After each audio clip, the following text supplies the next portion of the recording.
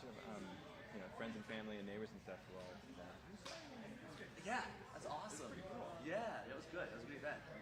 Yeah. I love seeing farmers. That's perfect. Okay. Okay. Yeah, but you're speaking a lot. It was great. I appreciate that. No, it really was. I'm just saying, it was very good. But I learned a lot. Particularly about writing things. Yeah, definitely. Sounds good. Well done, partner. You're so good at what Yeah, you do. so are you. I'm. You know what I say? We're all better together when we stand together. We are. But I wrote a number of things down from watching you today, and I want you to know that. Were they? They were all positive. They were Okay. things I'm going to do now going forward. You talked about the nutrition value of your product.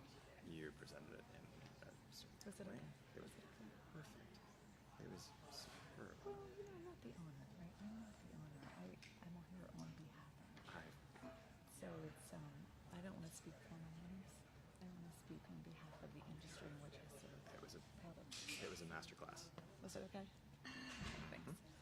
Because it's a little bit tricky sometimes. It was easy when I worked for the governor and the secretary as your director, because I knew exactly what I was talking about. The administration's sort of that party position. Yeah. This is in some ways harder because I represent them. And that's really emotional. And I couldn't quite say that today, but No, it's true. I saw it. I represent the family, and that's important to me. It's really well done. It's really well done. Well, and I love what we do. So, Yeah, thank no, you. it came across. It's a nuanced communication, and I often find myself trying to explain several different things kind of at the same time. And one of the things that I work towards is I practice the message and Yeah, listen to. you could tell I loved your suggestion of your reading. It Oh, was thank you. fabulous. Thank you. Because I mean that's what we need.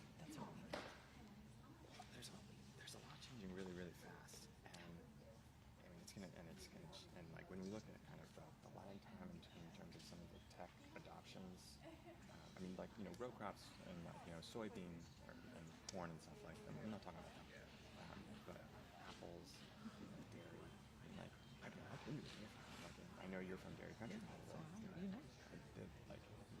There are complex, almost complicated machinery, and some of these things, if it changes that fast, without kind of a support for catch up, it's going to be. And I know really we need the disruptive. next generation. Yeah. I mean, your children are counting on you making really big decisions.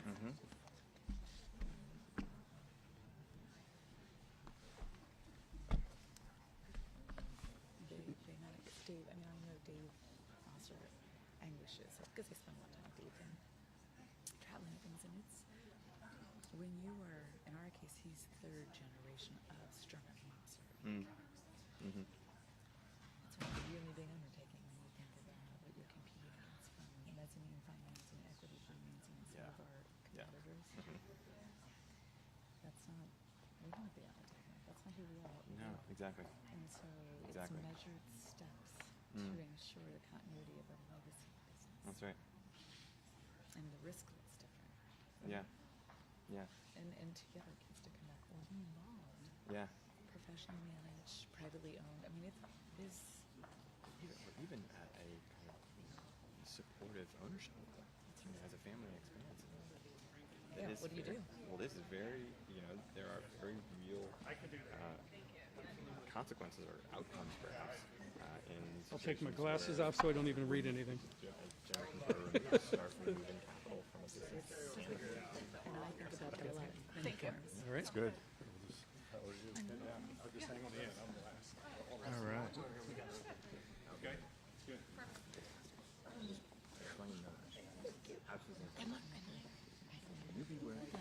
Well, good afternoon, everybody, and welcome to the Central Pennsylvania Food Bank. I've got a rumor that the media might be a little cranky and they want me to hurry up to get to the governor, so I'm good with that, all right? Dennis has a show to put on, so we got to hurry up. Hi, Dennis. Well, thank you. This is really important what we're doing at the Central Pennsylvania Food Bank today. What I really want to say to the governor is thank you for elevating this issue. We've been talking a lot about the local food purchasing assistance program and the cut in funding that happened to that, which for our food bank equates to a lot of money, about 1.8 million over 15 months, 120,000 a month, 500,000 meals a month, not going to children, not going to the adults that we serve, and not economically, not being provided from our local farmers who we acquire the wonderful food from to support the program. So, Governor, thank you. We absolutely appreciate you elevating this issue. So thank you. Thank you, Joe. Appreciate it. Thank you, Joe. And Joe, let me just say how special it is for me to be back here. My wife, Lori, our First Lady, and I have volunteered here. This is such an unbelievably special place, and it's the place where I wanted to have this important conversation, an important conversation that needs to be had about making sure those in our community who are hungry get fed, and the farmers who provide that food get the respect and the check that they were counting on. We need to serve our communities and make sure that that those who are hungry get to eat, and that our farmers are able to provide this food. But unfortunately, over the last couple weeks, that work has gotten way harder because of a decision made by the federal government. And that same decision made by the federal government that's making it harder for folks who are hungry to get their food has also made it harder for our farmers. And I want to explain that. Since 2022, Pennsylvania food banks have come to expect critical funding from the federal government through an initiative called the Local Food Purchase Assistance Program. Really, really critical. That initiative helps food banks like this one here in central Pennsylvania purchase fresh produce directly from Pennsylvania farmers. So not only goes to help people like Joe and his team feed our neighbors, but it puts money in the pockets of farmers and opens up another market for their goods. Here in Pennsylvania, our Department of Agriculture, led by the great Secretary Russell Redding, administers that program and drives out the federal money to food banks and to farmers across our Commonwealth.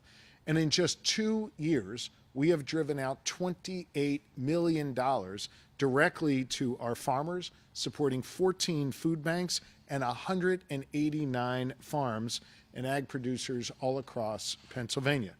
I want you to know this is a nationwide initiative, but what's unique about how we run it here in Pennsylvania is that every farm we support, every farm that provides food for places like the Central Pennsylvania Food Bank, every single farm is a Pennsylvania farm. We keep every single dollar that we receive right here in our Commonwealth and on Pennsylvania farmlands, so we can do as much as possible to support our farmers and our ag industry. This funding goes to folks like Amy Brickner, who you're going to hear from in a moment, from Destiny Dairy Bar in Carlisle. And if you've never been there, stop by, and I guarantee you, anytime you stop by there, Russell Redding will be eating an ice cream cone when you're there. It goes to people like Ben Rice, who grows delicious apples in Adams County. And it goes to potato farmers like Leila Ricart from Sturman Masser in Schuylkill County. And all of that funding helps great local farmers, and in return, they provide fresh food to those who are hungry in our communities. It's a virtuous cycle, and it's been enormously successful over many years. So in December, the Pennsylvania Department of Agriculture signed a contract to extend that local food purchase agreement for another 3 years. That contract stated that the federal government would pay our farmers $13 million over the next 3 years so they could continue to supply food banks like this one with fresh food. Again, this wasn't some act of charity. This was a contract signed by the Department of Agriculture here in Pennsylvania with their counterparts in Washington. But earlier this month, we received notice that the U.S. Department of Agriculture, under the Trump administration, had decided to abruptly cancel our agreement. They didn't explain why, but in their letter to us, they only said that this initiative that feeds hundreds of thousands of Pennsylvanians and helps nearly 200 farmers across our Commonwealth, they said that that no longer, quote, aligns with their priorities. Those are their words, not mine. It's hard for me to see how partnering with our farmers and feeding people doesn't align with the federal government's priorities. But as a result of what I consider to be this unlawful action, 189 Pennsylvania farmers will lose a critical source of revenue, and 14 food banks across Pennsylvania will lose access to locally produced fresh foods. Here at the Central PA Food Bank, that means 500,000 fewer meals they can deliver to hungry Pennsylvanians every month. Understand that 1 in 5 children go to bed hungry at night. This decision by the federal government just made it harder to feed those children the way Joe and his team try to do every day. But it's not just here in central Pennsylvania. It's farms and food banks all across our Commonwealth, from dairy farms in Cumberland and Tioga and Westmoreland counties, to growers in Adams and Lehigh counties, to vegetable producers in Columbia County, and of course to our mushroom growers down in Chester County. This will have a statewide impact, both on the people who are hungry, who can't access the food that they need, and on farmers who try and deliver that food. It's my job as governor to protect Pennsylvania's interests, and I want you to know I will use every tool at my disposal to make sure that Pennsylvanians who are hungry get fed, that food banks like this have the stock that they need, and our farmers get a fair deal. So today I've directed Secretary Russell Redding on behalf of the Pennsylvania Department of Agriculture to immediately appeal the USDA's decision to break this contract with Pennsylvania and illegally terminate this agreement. The appeal right exists under federal law, and we are exercising our appeal right here in Pennsylvania. My administration is demanding that the federal government rescind their termination notice and honor their obligations under this agreement that we signed just 4 months ago. Pennsylvania farmers and food banks are owed $13 million, and I won't stand by and let our farmers get screwed in the process.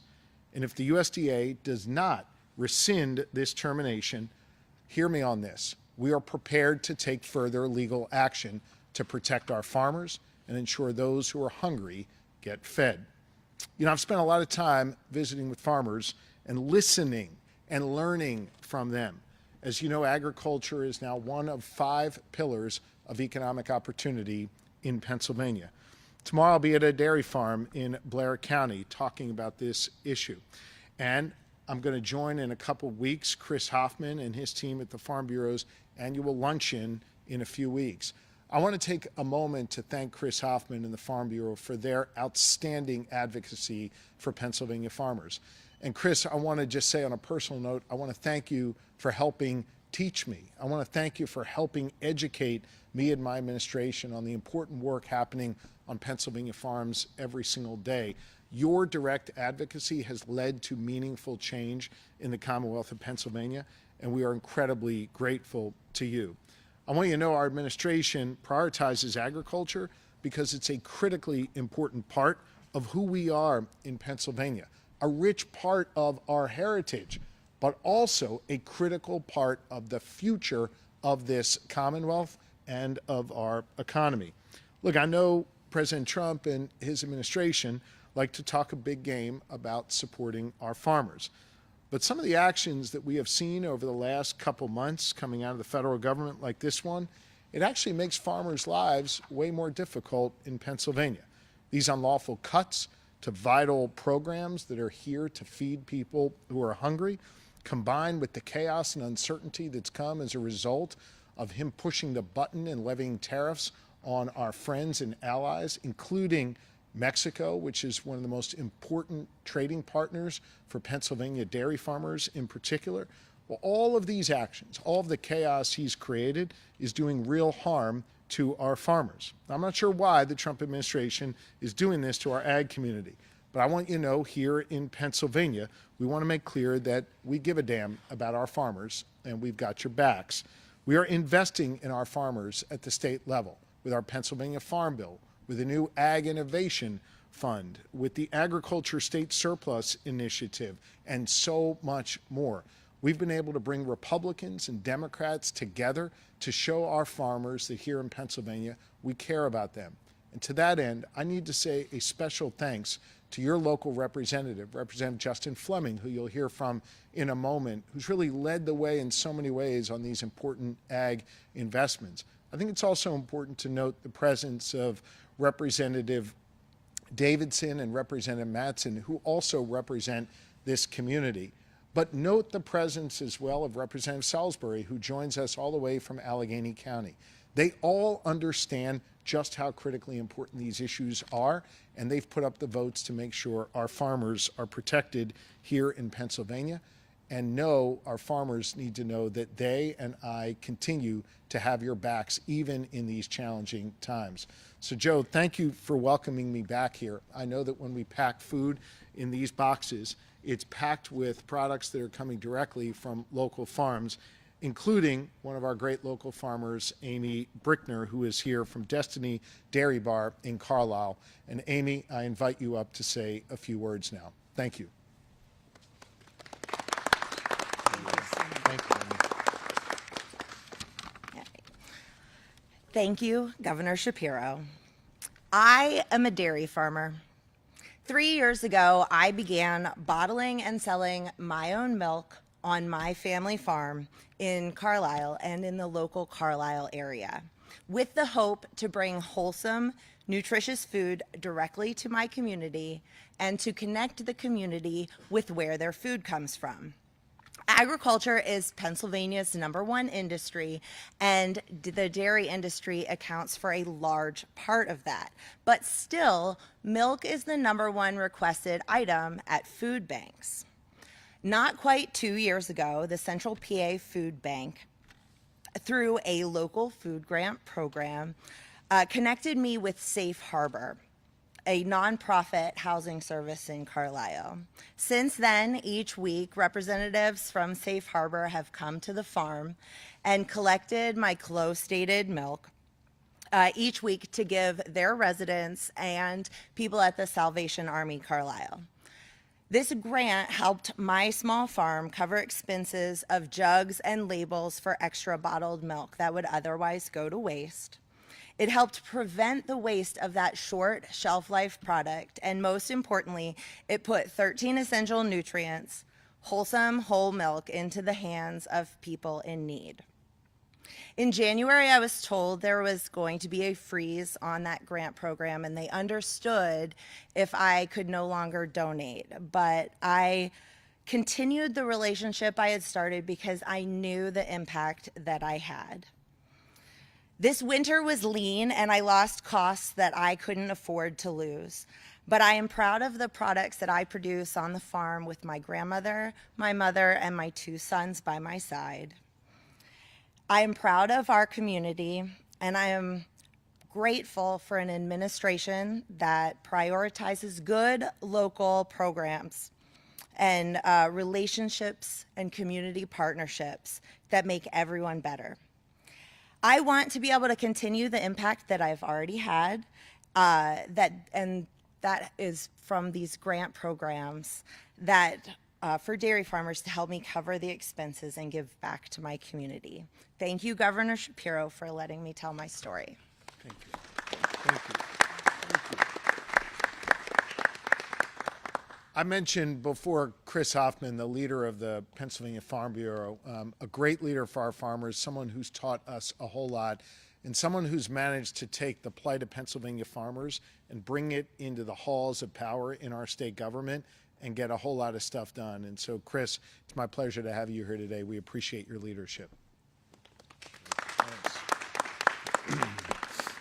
Well, thank you, Governor Shapiro, and wow, that's a lot of pressure. Yeah, you can do it. Well, it is an honor to be here representing over 27,000 farmers across Pennsylvania, whose main job is to make sure that our friends and neighbors our folks in the Commonwealth have food to be able to have a nutritious and a healthy, balanced diet. You know, as we were talking about this earlier, and you think about children going to bed who are, you know, hungry, 1 out of 5 children is really not something that we in Pennsylvania should accept, right? So we have to find ways to be able to make that not be the reality that some of the children have. And I appreciate Governor Shapiro and his administration and team, Secretary Redding, as agriculture has now become one of the pillars of economic development and growth in Pennsylvania. We really needed that. We needed that focus on agriculture to really bring us to a level where we have a say in how we can grow and how we can innovate. And you know, the governor's budgets have really proven that he is in to win agriculture in Pennsylvania. I say we have the best farmers here in Pennsylvania anywhere in the country, and I will stand by that because I know what our farmers are doing and every day to try to make sure that we don't have food security issues.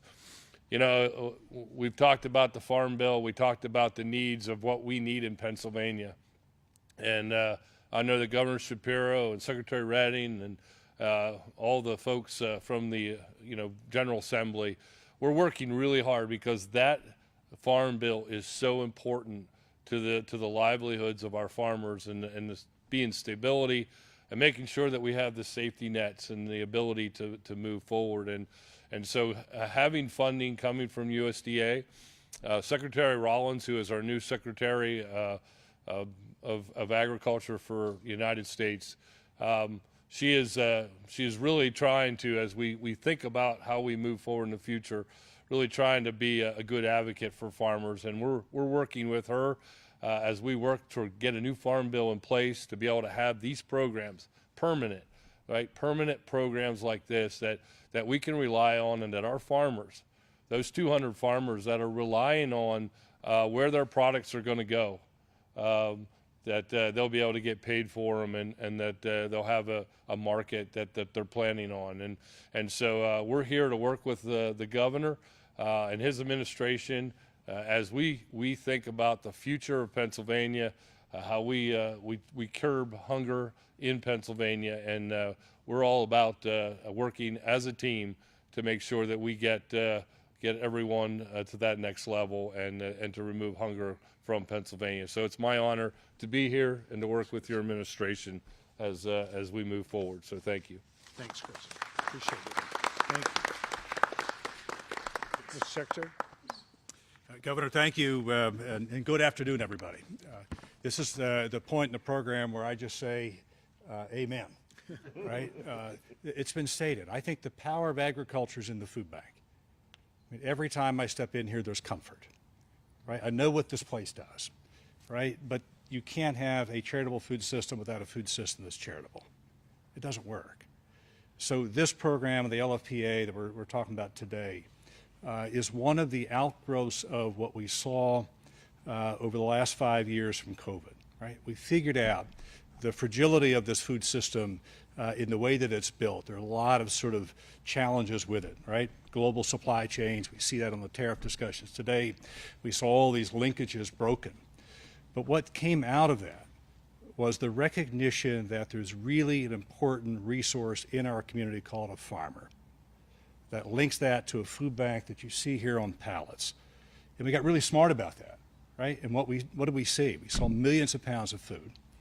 We saw 200 farmers who had never been in that discussion before step in and provide the most essential products: meat, produce, milk, and other things. If you look at that list of where it came from across Pennsylvania, these are farmers who are, involved in their farm business every day, but they figured out, as we heard earlier, just so there's an emotional attachment to this, right? We are in the food business. So having people enjoy that, if they can access it, certainly at the grocery store, do it. If you can get it at the restaurant, do it.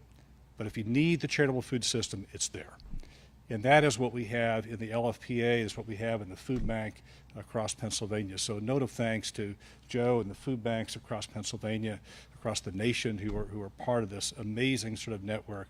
But thank the farmers, right? I am proud to have all the economic muscle of an industry. I'm proud of infrastructure and innovation, but I'm also really proud of people who step up and see what the needs are in a community and say, I can fix that. I can help solve that. And to the governor, I just want to say thank you. Yes, agriculture is important, but there's a recognition that's got a lot of sort of capacity to do really important things economically.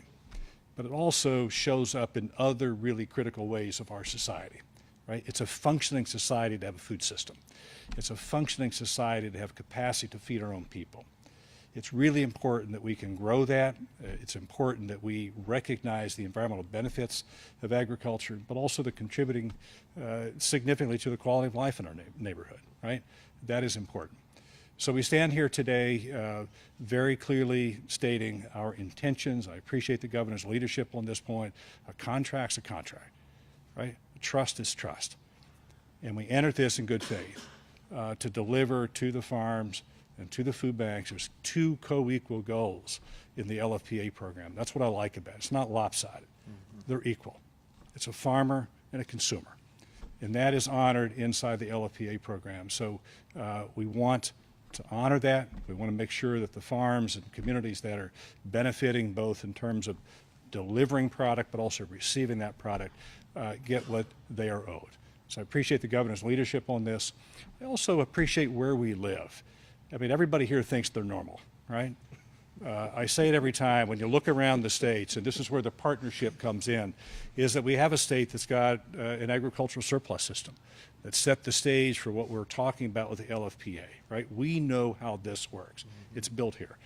We have a state food purchase program that is really foundational to supporting our counties across Pennsylvania. We have the private giving that is part of this. So we have things that other states don't have. But it's built on a partnership. Partnership with the private community, partnership with our state government, and a partnership with the federal government. And that partnership is critical, and in this case, it's not being honored. So we want to make that right. So Governor, thank you for raising this issue. We'll continue to work with our delegation and the administration, but at the end of the day, we want to make sure that the farmers are protected and those who are food insecure get what they deserve. Thank you.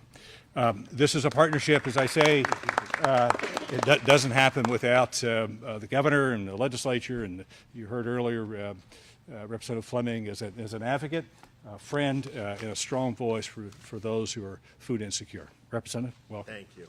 Yeah. Thank you, Secretary. Thank you, Governor. Thank you. I appreciate it.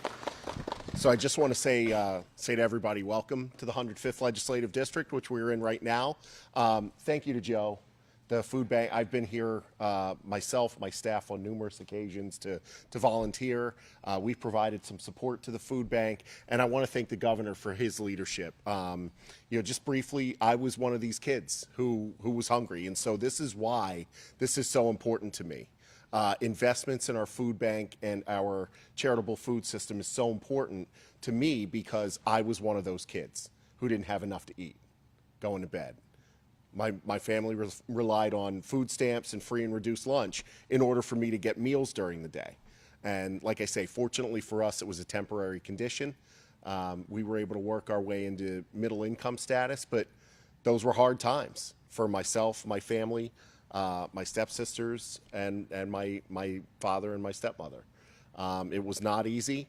And what I'm most concerned about is with actions like this that the federal government is taking, they are literally taking food out of the mouths of kids all across the Commonwealth of Pennsylvania and all across the nation if this is not a priority.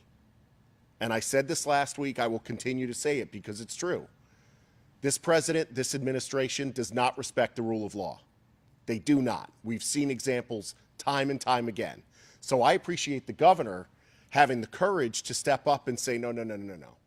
You, the federal government, engaged in a contract to support our farmers, our growers, our producers, and you are going to follow through on that contract or there will be consequences. So, Governor, I appreciate your leadership because it's important. It's important that we draw a line in the sand. And, unfortunately, we've seen that this president is extraordinarily transactional. And, it doesn't work for us. when you're a representative of the federal government, you represent all of us, whether we voted for you, whether we didn't, whether anybody votes or doesn't. If they're here, you represent them in their interest. And I do not get, and I cannot abide, feeding hungry people not being part of the federal government's priorities. So I commend you, Governor, for having the leadership to step up.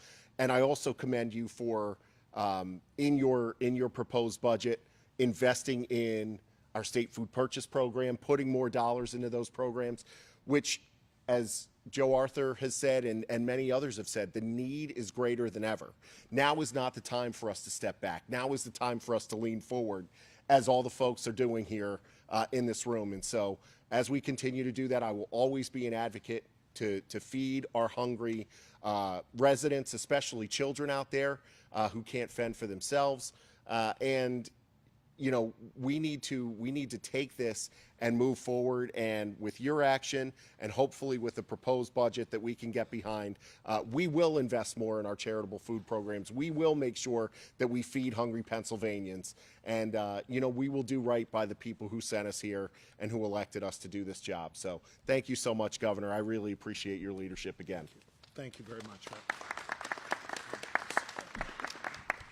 I'm happy to take a few questions. I just hope you don't miss something here based on Representative Fleming's comments. He shared with you his life story. He shared with you that for a period of time, he and his family needed some assistance to eat. Thanks to Representative Fleming, who was the deciding vote, kids now get free breakfast in Pennsylvania schools. I want you to think about that. Life's, you know, that full circle moment in life. Representative Fleming experienced that in his life, came to Harrisburg determined to do something about it, and now kids fill their bellies for free in the morning when they get to school. That's remarkable what you've done, and we're grateful to you. Thank you.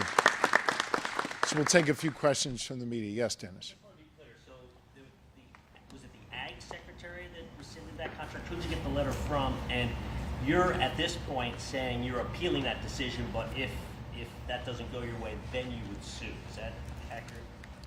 The U.S. Department of Agriculture notified Secretary Redding that they were breaking the contract with Pennsylvania. By right, under federal law, we have a right to appeal that decision. Today, I directed the Secretary to appeal that decision.